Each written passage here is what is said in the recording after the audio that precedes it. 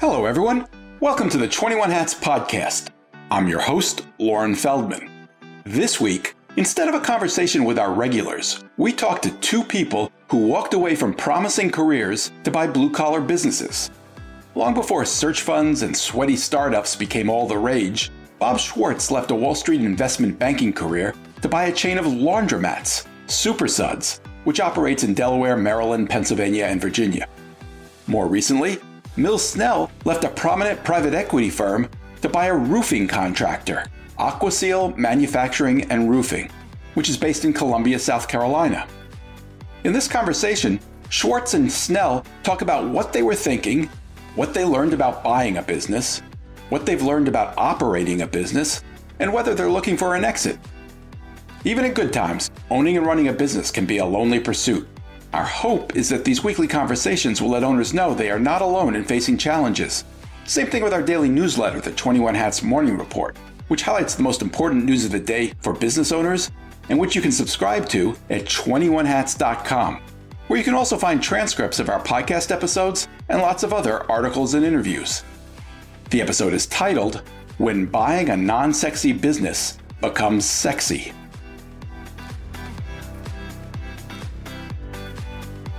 Bob, let me start with you. You were working for Salomon Brothers as an investment banker when you decided to take this leap. What were you thinking?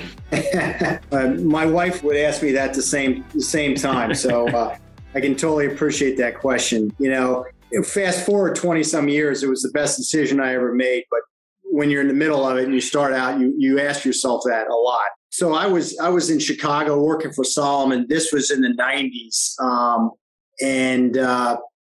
You know, I guess intuitively knew that I really wanted to own my own business of some sort. And this was, I guess, before the whole acquisition, entrepreneurship through acquisition model that's been so, I think, awesome right now and popular. It was more for me to get my feet wet. I had, fortunately, the safety net of my wife who had a career. We were newly married, no kids. So we were living on peanut butter jelly sandwiches and we could do that for several years while I got this business off the ground. So it was a matter of whether I want to build this ground up opportunity in the laundry industry or I wanted to buy an existing store chain, which is what I ultimately ended up doing. I looked at the industry. I had exposure to that industry while I was at Salomon Brothers, coincidentally. It was a very old line, mom and pop, hyperly local business that was not really professionally run. And so all those things kind of lined up and I was like, you know, I can make this work. But I learned about it at Salomon Brothers. And yes, I acquired a chain of stores in Virginia.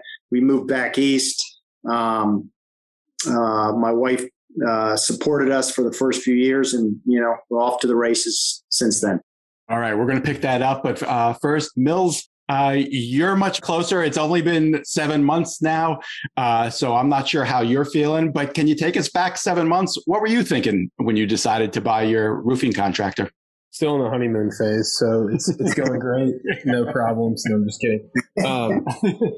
I've been in the M&A space for a little over a decade and I owned a sell-side M&A advisory firm and helped small business owners kind of hold their hand and transition from, hey, I own this business. I don't necessarily have kids or employees who want to take it over. How do I land the plane without crashing it? Did that for a number of years, had a lot of fun, had really great clients. We kind of served this segment in between business broker and investment bank, kind of that no man's land in the middle, usually kind of a $5 to $20 or $25 million business enterprise value range. Sold that firm to my partners and went and joined a really unique private equity fund who, Lauren, you've interviewed, Brent Beshore. That firm's based in Missouri. It's called Permanent Equity. It's not your typical private equity firm. Kind of the antithesis of traditional private equity. It's buy and hold, buy with no intention of selling and using no debt. Brent's a good friend. We worked together for a number of years. And then this opportunity came up for me to buy into Aqua Roofing. We actually looked at it at Permanent Equity and it was in my hometown. While I was there and leading the deal team, we looked at about 5,500 companies for sale and we bought 4. So a very kind of tight filtration process, very picky, if you will. We bought things that were boring, kind of non-sexy, things that are going to be around for decades. And we looked at a handful of commercial roofing contractors, and that's what really started to be a recurring theme for me. I mean, what I like about commercial roofing is that every building has a roof and no roof lasts forever. And so you're kind of in a nice sweet spot in terms of the demand. Usually whenever somebody's roof's leaking, they want it fixed right away. Price is important, but your customer experience matters a lot, right? When you're dealing with somebody's office or their industrial building or warehouse or, hospital or whatever it may be. So I guess I've always owned things, whether it's real estate or operating businesses. And I knew I wanted to continue to optimize for that. And I got very, very comfortable from the risk side of things, underwriting a deal and working on a transaction, because that's kind of where I lived. And then I was more and more increasingly more familiar with operations. I've never run a roofing business before, never run a service related business or a labor focused business before. But yeah, I'm having a ton of fun doing it and learning a lot. You're unusual in that you had a lot of experience on both sides, both helping people buy and helping people sell. Did you know enough going in? Did the transaction go the way you expected it to? Well, I think there's a few nuanced differences. I mean, one is that, when it's your own deal, it's hard to be emotionally detached. As a buyer, really as a seller too, you have to maintain the ability to walk away. Otherwise, you're kind of up the creek without a paddle. When I was doing deals, when we were deploying other people's money and my paycheck, so to speak, didn't depend on whether or not I closed that transaction I was working on, it was a lot easier to say, hey, we don't want to burn a bridge, but it doesn't seem like you're ready to sell, or it seems like we're too far apart, or whatever it may be. We're not going anywhere. Come back at some time. Well, I left Permanent Equity in order to work on this transaction full time. So my wife going into it was like, how long does this kind of take? And I was like, the average transaction, I don't know, 6 to 9 to 12 months. And she's like, what are you talking about? This is crazy. It took us 10 months, to the day from when I left Permanent Equity to when we closed. And it was the right amount of time. I mean, it depends on the size business, how prepared the sellers are, all those things. But you learn something. If you've done 100 transactions, you still learn something with every transaction you do, whether you're buying or selling. And so, yeah, continue to learn a lot. I'm learning a lot right now. But if you kind of wait, I'm of the mindset, that if you wait until you're ready, you'll never do it. It's like getting married or having kids or buying your first house or whatever. You have to get comfortable, right, with mitigating risk in certain areas, and then at least define, hey, here's the things that I don't know, at least that I know I don't know, and am I comfortable with those? And I got really comfortable. I was buying a business in my hometown, and so there was a lot of due diligence I was able to do. The search fund model that Bob mentioned, or the entrepreneurship through acquisition. I wouldn't say that I'm a searcher, but a lot of folks who fit that mold, they're kind of, hey, I'll buy a business anywhere in the Southeast or anywhere in the East Coast. And I had a lot of roots here. I owned property here, and it was not something that I wanted to move for. So I had some advantages that I think were maybe a little bit unique to me. Bob, how about you? You've told us that you got familiar with the industry in your previous job. Were you as familiar with the buying and selling of businesses? Was that comfortable? No, I hadn't done all that. I was prior to Wall Street and prior to business school, I was in the commercial real estate side. So I was very familiar with acquiring real estate. And that was about it. Had never bought a business. So no, it was all new to me. Again, this was a long time ago, in the sense where I think things have changed since then. But, yeah, like Mill said, I think it comes down to taking a leap of faith. You're not going to get it all right. There's so many things I didn't know. Had I known, I maybe would have gotten cold feet. I'm glad I didn't.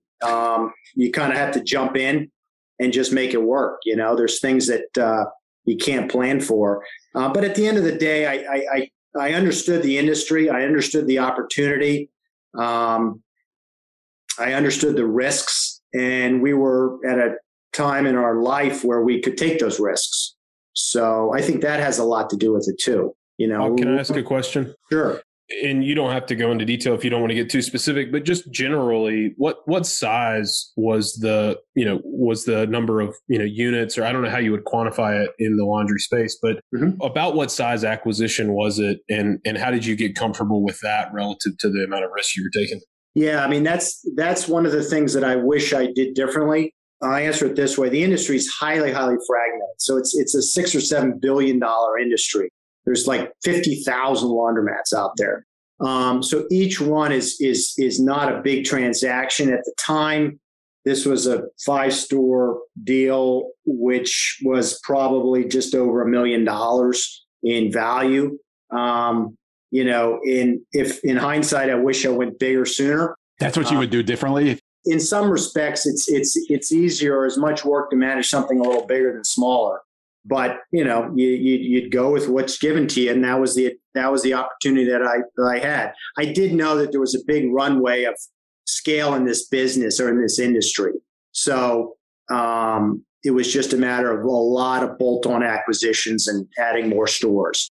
We literally just closed a deal in September that was pushing 8 figures. So they're out there. That was a deal to buy a chain. Stores and the real estate with it. So, it can get up there.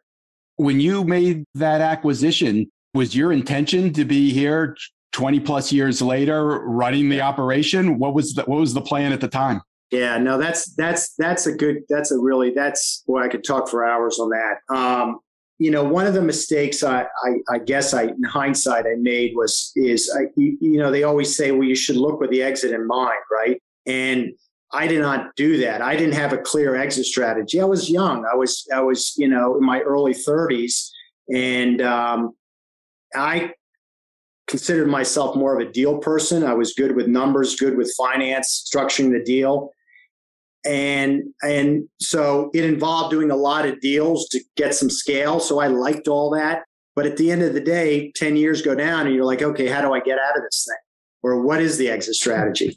And now 20 years later, I'm still answering that question as I, keep growing. So I think there is an exit strategy if I want to take it. Well, let me interrupt you. I'm sorry, but has that been a pain point? Have you wanted that exit strategy, or did you find that you enjoyed operating the business? Here's the thing, and this is what happened with me, Lauren, is, the first whatever number of years, 5, 10 years, it was fun because we were doing deals, we were buying stores. But at the end of the day, business is about people. And I think that you add a tremendous amount of value by operating the business well. And in order to do that, you have to lead, you have to manage, you have to have people. Business is people. And I was never taught that. I was taught finance and deal structure. I was never taught the bricks and mortar of managing people, managing a structure, motivating culture, all that stuff. That's so hugely important. I learned it years later, and it was the best thing that I ever did. And I learned it from our friend, Jack Stack, Great Game of Business. And it really helped our business, and it made it to the point where I enjoy doing what I'm doing now. For those who don't know, you're talking about open book management. Open book management, the Great Game of Business. And we've created a structure that, it's really kind of escalated the playing field for us. And so I'm having fun doing what I'm doing. And, if it's a good business, why exit? Right. So that's kind of where my headspace is right now. Mills, is that where you are too? Are you adopting that philosophy that you saw at Permanent Equity of buy and hold, or are you looking to flip the business at some point? Yeah, I mean, very, very congruent with what Bob's saying and what you're asking. I mean, I would have just major alarm bells going off, right? Or you should, right? Or the listener should. If I said, no, this is a platform acquisition. I'm doing 3 bolt-ons in the next 3 years. We're going to triple, we're going to double revenue and triple EBITDA, and then we're going to sell up market. Like, there's so many things that can go wrong in that scenario. It's so fragile, right? So, and not to mention, it's highly levered. relies on, incredibly onerous amounts of senior debt or junior mezzanine debt. And there's a lot that could go wrong. So to me, I'm content, owning and operating AquaSeal for the next few decades and finding ways to build a team that can continue to do that. And we just have tons of opportunities to grow organically, and maybe via acquisition, right? I'm not taking that off the table. It's just usually when people want to do a roll up or a consolidation or grow via acquisitions, it only works if they can grow under that model, because it's so funded by debt, and they have to basically exit before that debt really matures. And I'm not interested in a model like that. Bob, have you grown mostly through acquisition? Yes, but as we got, one thing I did do right, and it was probably more by luck than anything, is when we acquired our first tranche of stores, we learned the business. And then we could the cash flow allowed us to take chances. And for us, chances were finding virgin sites, building stores ground up. And I would not have done that in the beginning, right? That's really, for me, that was too risky. That's putting all the chips on the table. Later on with the cash flow, I could innovate more and take more risk. And I think that was for us, new builds, new site selection type stuff. And we were glad it worked out that way. Mills, did you have the same kind of learning curve in terms of managing people and sort of the non-numbers soft side of the business that Bob was referring to? I'm in it right now. I can give you a list of, just the flavor of the week. What's the flavor of this week? It's people, right? It's normal people stuff. So my deal is very unique and probably different than most in that the two sellers, the two founders of AquaSeal Roofing are still involved. They're still employees. They're still very significant owners of the business, and they're going to phase out over time. They didn't have children or kind of, managers or anybody who was going to take over. And so we found a structure that was win-win, where they were able to phase out over time, continue to have upside as the business grows. And it was as much de-risking for me as it was for them. So more, I think, of the, kind of people related, challenges or opportunities, whatever you want to call them, have to do with just different styles of management, different philosophies of doing business. The founder has grown an incredibly successful business. I mean, just wildly successful business through command and control style leadership. Mm-hmm. And that's not my style of leadership. And so figuring out, right, at what point does the pendulum kind of tip, and change? So you took over a successful business that was being operated by the people who started it, and with the idea that you would change the way it's operated despite its success. Yes and no. I mean, I knew going in, there's nothing broken here, right? I have friends who do turnaround work. This is not turnaround, right? This company isn't insolvent. The balance sheet isn't underwater. The income statement is profitable, all those things. But they were knowingly and acknowledging the fact that, hey, if we grow, we can't keep doing the things the way that we've been doing it. Our infrastructure is half the size of our revenue, right? If it were right size, we would be growing our infrastructure. We would be professionalizing certain things. We would be adopting systems and technology and, et cetera. And so they were saying, look, something has to change. We can't keep doing what we're doing. But the devil's in the details, right? Of how all that gets meted out. And it's been good. I mean, it's been phenomenally great so far. And 7-8 months in, it should be, right. We've due diligence and we've hashed a lot of these things out, but there will be areas where I'm saying, hey, look, in order to grow, in order to standardize this thing, we do 52 pay periods a year. We're still on paper timesheets, running about $5 million a year in payroll. So there's a lot of room for improvement. But my mentality coming in was, I don't want to change anything for the first 6 months. Let me just get in, learn the business, build relationships, build trust, and then I'll be in a better place because people will be telling me, hey, I've been here a long time. This is my issue. What can we do to fix it? I want to help them fix it, not come in there and say, hey, I've been studying this business for 10 months and I've been here 2 weeks. Let me tell you what's wrong with it. Right. It's just a fool's errand. Now, I was curious, Mills. So, is there a plan to slowly? Are you going to buy them out, or is that? Yes, yeah. So it's all basically what took us a long time in our actual transaction itself was documenting all that. And I mean, I've been involved in a number of deals, so I was very curious and very fastidious about these specific details. But yeah, so they'll continue to get bought down over time based on a schedule and based on a valuation formula. Nice. Mills, you hit on something that I find really interesting. You're talking about kind of operations and that there's room for improvement and professionalization and maybe, up the technology a little bit. And I think that's a common thing that people look for. They look for opportunities where the business is basically healthy, but there's room for improvement. But there's kind of an interesting tension between people who do that, looking for ways to professionalize an operation versus people who really know the industry. I don't think either of you were expert in the particular industry you went into. To what extent do you think one is more important than the other? The knowledge of the industry versus being able to professionalize operations? Well, my 2 cents worth is, I guess it depends on the industry. I personally, I couldn't get into the high tech world, software or something. I would have no clue. And I think I would probably fail miserably. But if it's a basic service business, kind of the businesses we're talking about, I think, regardless of the business, we could figure out how to add value ultimately if you give us enough time. And that's where the patience comes in, right? If you're in this for the long term and can set it up to give yourself a long runway, without investors saying, when am I going to get paid? Then you can figure this thing out. Things take longer than you planned, but ultimately you got to figure it out. And so I think you can do it. I wouldn't do it in a business that, is so foreign to me, like software or medical or something unrelated. It depends on the size of business too, right? So, I mean, Bob, you probably could have, stepped in and run, let's just say a $10 million laundry business, because it probably wouldn't rely on much knowledge about laundry itself. Right. You would have managers and layers of middle management who would be overseeing that. That's the way Aqua is. They didn't need the foremost roofing expert in the Southeast to come step in and help them. They've got that covered, right?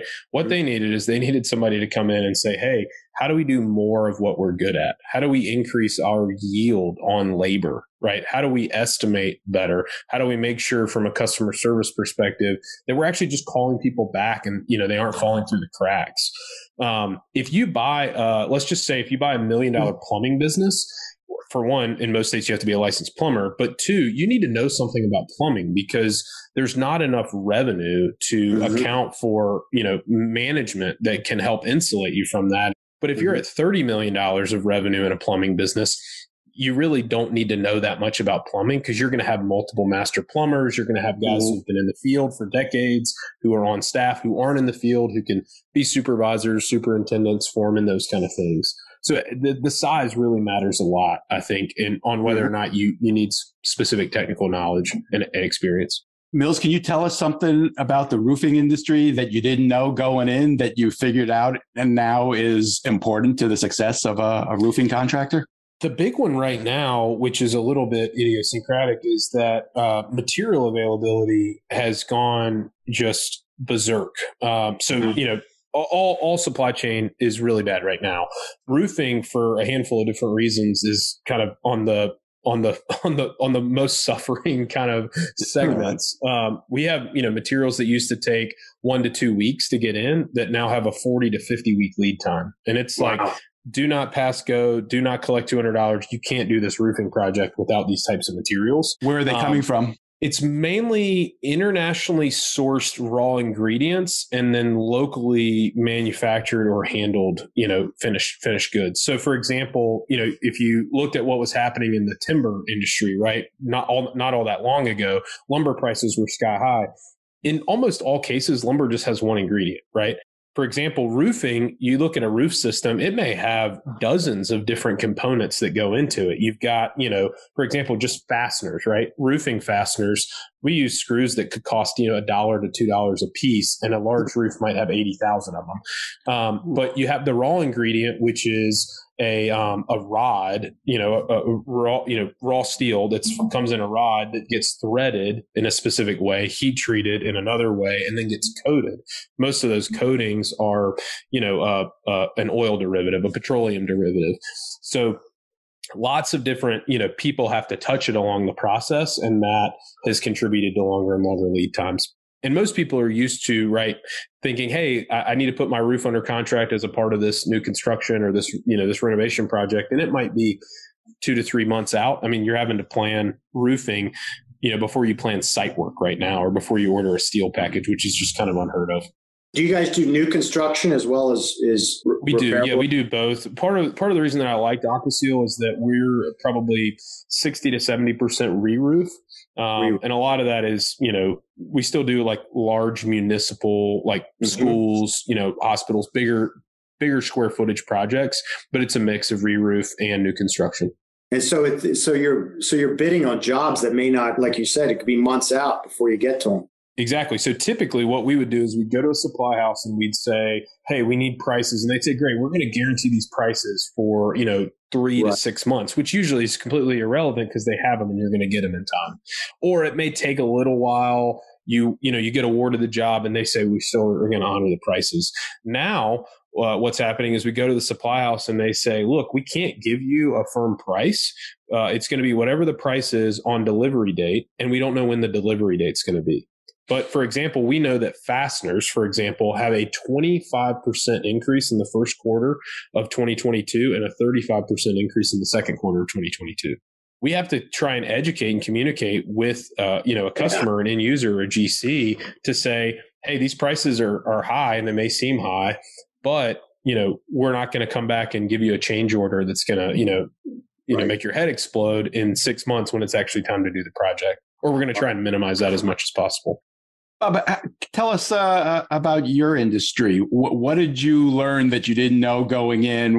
2 things have happened, one more currently and one, I guess, from day one, was I underestimated the importance of employees in stores. Again, I'm kind of coming from a numbers perspective, and I always felt like, hey, if you got the right, great, shiny location with brand new equipment and on the corner of 5th and Main and all that stuff lines up, that you're gonna kill it. And most times that has a big effect. But I underestimated the importance of employees, and at least in a B2C world, how important customer service is. Even in a self-serve laundry operation, it's huge. So I had to learn that, and it's really made a huge difference.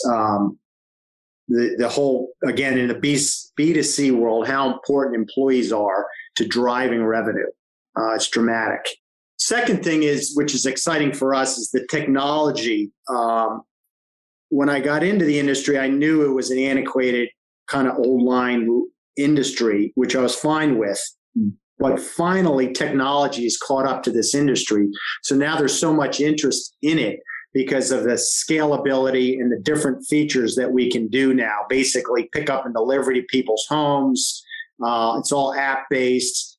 There's now SaaS programs that control everything from your machines to the point of sale to pick up and delivery to your route drivers. None of that existed 5, 7, 8, 10 years ago. So that's exciting for me, that we're bringing a whole nother level of sophistication to where we're at.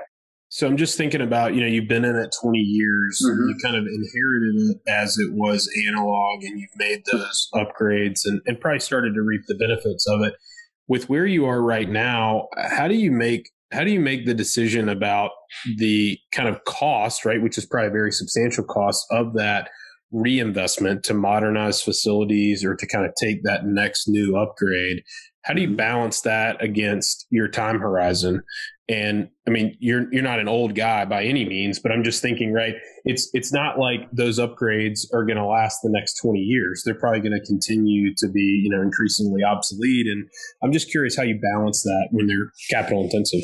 Yeah, no, that's a great question. I mean, that's where for me, I'm at the point where I'm not looking to sell the business and create kind of a legacy asset potentially. So if you have that mindset, I think it makes a decision if it's a really good location and equipment's 10 or 12 years old. You got to put in new equipment, and the reinvestment at one location is easily, $500,000 to $750,000. Mm-hmm. So, if you said, I want to exit in 5 years, you're going to start to think about that. Right. Yeah. Yeah. So for me, it's made it easier if I know that I potentially want to keep a legacy asset here for my family. How all that shakes out is to be determined. But it's one less decision I need to make, and it makes the decision easier to reinvest, which ironically is better for the customer, which then creates more value to the business. Bob, you referred to it before as a self-serve laundromat, but then you were talking about the app and customer relations. What percentages people come in and doing their own laundry? Yeah, any store that we're buying or building now is I would say, it's more than fully staffed by one person all the time, 24 hours a day. And we offer, pickup and delivery and drop off laundry and commercial laundry applications. So it's a full suite of services where the industry is called the self-serve laundry industry, but really that's just maybe 75% of it. The growth, the trajectory, the industry is a very flat line, stable, decent margin business, good margin business, but as Mills knows, it's leverageable and it's heavily capital intensive. But the growth is actually in the very non-capital intensive side. That's where that's the holy grail in this industry, is cracking the code on all this pickup and delivery. I mean, our whole world now is pickup and delivery, whether it's Amazon or Uber, or DoorDash, or everything else. And so the industry knows that people's laundry is going to eventually potentially outsourced. And we're seeing those trends dramatically impact our industry. How you monetize it, that's what we're figuring out. We're now in the route business. We're in the logistics business. We were in a capital intensive business. Now we're all about, optimizing trucks and delivery and all that stuff, which, we read about in restaurants and all that. So, we're trying to figure it out. Did the pandemic accelerate that? Yeah, it did. It did. And it's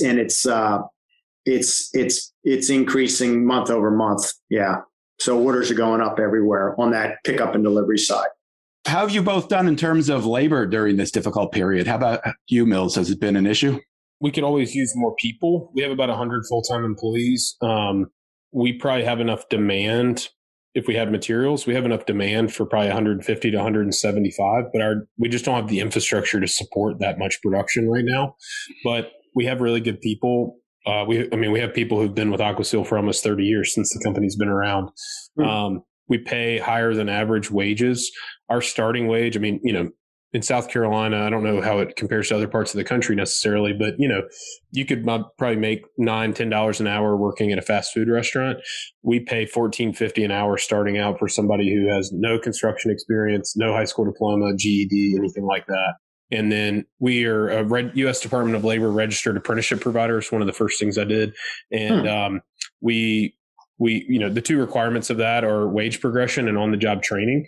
And it allows us to take advantage of a state tax credit, but also we get scholarship funds to our technical college network. So we can basically completely subsidize continuing education around like OSHA certification to put people on a faster track to increase their skills. But we don't lose people based on pay. The folks we lose, they just don't want to come to work. They kind of stop coming to work. Right. Yeah. I guess you weren't there, but was the business able to keep operating at full speed during the pandemic? Yeah. So some, kind of smaller hiccups like job site related safety for a little while. OSHA wasn't clear on kind of what guidelines they wanted people, what precautions they wanted people to take on job sites. But yeah, we've been largely uninterrupted. How about you, Bob? Did you have labor issues? Yeah, we had a scare, I would say, in mid 2020, right when COVID, ground zero of when everything was hitting. I remember distinctly because if you recall, remember the term essential services, and if you were considered essential business and it was done state by state, and the governor would determine if your business. And I remember we have stores in Pennsylvania, and I remember the governor overnight woke up and said, everything's shut down. And everything, every single business. unless you were, healthcare or hospital or whatever. And so we had to shut our stores down. It lasted about maybe less than a week. And, they woke up and they said, okay, laundry is an essential service. So that was amazing. And that helped us out. But that was scary. I mean, we were like just literally shut. So I have complete respect for all these restaurants. And I mean, that's just brutal. I just don't know how these folks have, God bless them to get through it. But just not waking all of them have.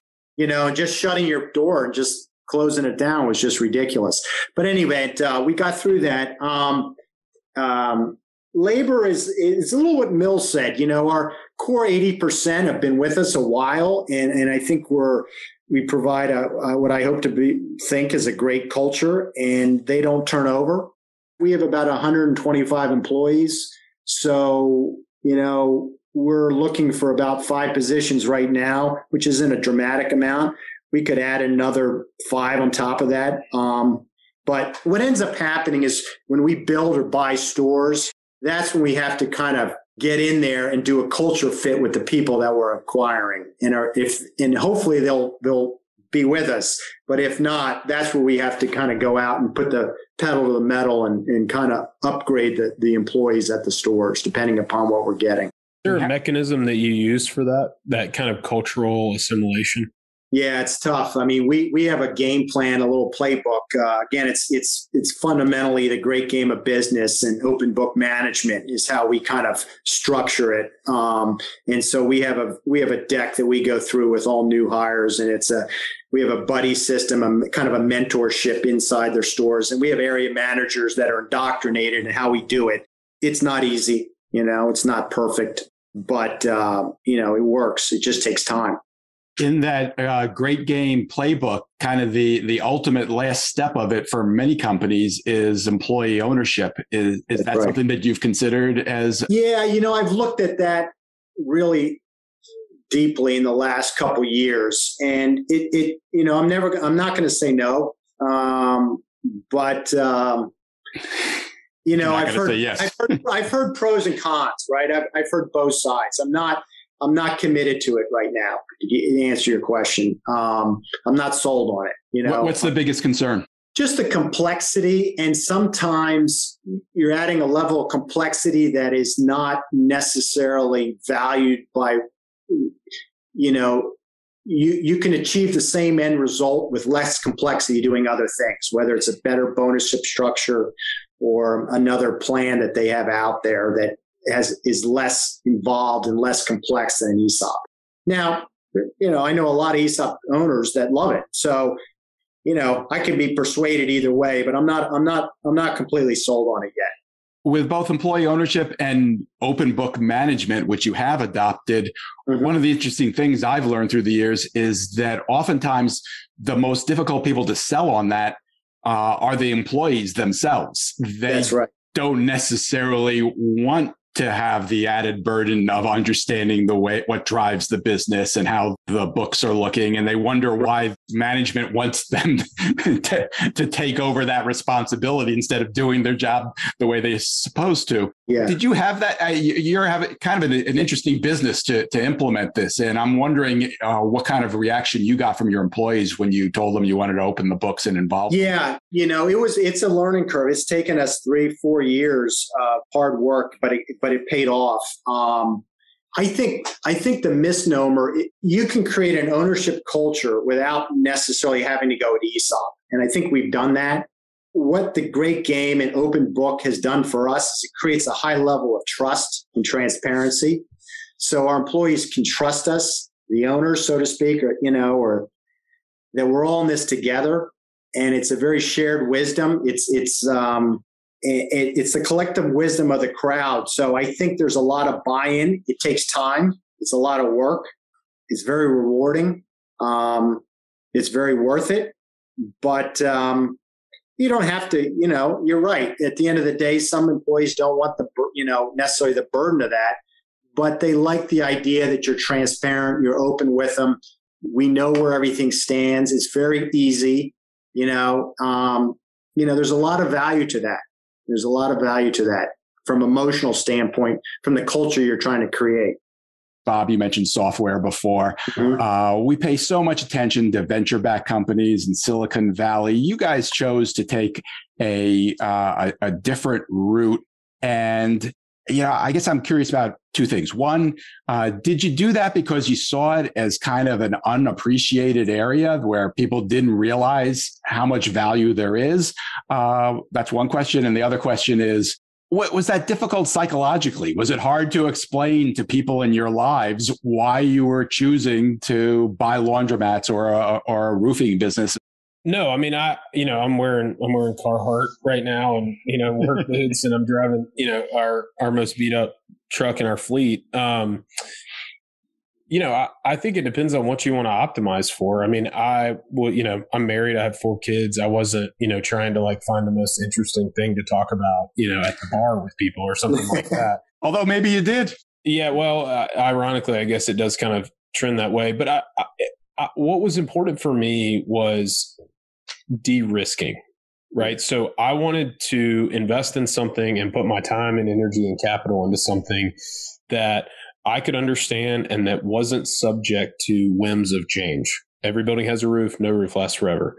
My kids are much more likely to pick and invest in the next hot app than I am, right? I just have I bring no edge to the table. I do happen to know a bunch of property owners in South Carolina. That's an edge that I bring to roofing. So to me, it was just logical and it de-risked based on my criteria. But we talk about, a lot in some of the circles I run in, buyer business fit is so critical.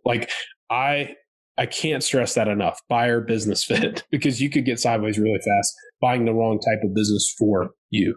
How about you, Bob? It was interesting at the first, going from an investment banking world to the coin laundry industry. But here's what I would say. At the end of the day, a couple things. One, as I'm getting older, is it's more, as well as the business fit, you have to create a life plan or a personal plan, right? My dad wasn't the most, how should I say this? He wasn't, he was a workaholic who was more absentee. And I did not want to do that with my 2 boys and my wife, right? So I wanted to create a structure and a company or an environment that fit my life versus having my life fit the business. So that was number one. And that was very Were you able to do that? 100%. Yeah. It's ironic because I've had we have offices now, but I had a home office for the first 5, 6, 7 years when our kids were young. Right. And I was around. I went to every single baseball game, soccer, lacrosse, you name it. I was at, I had the flexibility to do that. When I was at Wall Street, no way. And let me tell you the other thing. At least in my world, when I was at Wall Street, you look to the right and you look to the left, and everybody's smart. Everybody's hardworking. There was no edge, like what Mills said. You have to I felt like I needed an edge, and I'd rather go into a basic service business that was had a bigger upside as far as professionalism versus competing head to head with everybody else who had a great college degree and all that. So I tried why compete on a level playing field, right? So, and I wanted that business to fit my lifestyle. So that's what mattered to me. And that's how I looked at it. Those are great answers. Mills, would you have any specific advice at this point for somebody who's interested in setting down a similar path? There's kind of no substitute for, to use Warren Buffett's analogy, like standing at the plate and watching pitches come by. If you're wanting to buy rental homes, you can sit on Zillow all day long and, analyze those deals to death. But at the end of the day, you got to walk inside a house. You got to make an offer. You got to write a contract. You got to get burned, somewhere along the way. Yeah. So putting yourself on a learning curve, I think, ultimately is probably, it seems unappealing, right? In this kind of vein of conversation, but I think it's critically important. How about you, Bob? Yeah. Any advice? I would second that. I wanted to add though, that for me, what I think is really important is if a person could uncover what their unique ability is. I've had some great coaches that I look up to, mentors, and one is a fellow named Dan Sullivan, who runs a strategic coach. And years ago, he helped me work through what my unique ability is. And everybody has a unique ability, right? It's what you do that's just really, really good. And everybody has one. It's where you operate 5%, you're in the top 95%, right? So I think it would be very helpful to understand what each person's unique ability is. And you can bring that to any operating business. The key is you operate in that unique ability and then offload everything else as best you can. And when you can do that, then you're in your sweet spot, and then it really becomes fun. Was it always fun, or did you have a moment when you really questioned why you'd done this? The first few years was a lot of fun. And then when I got into management side, it became work, because that, I would say, wasn't my unique ability.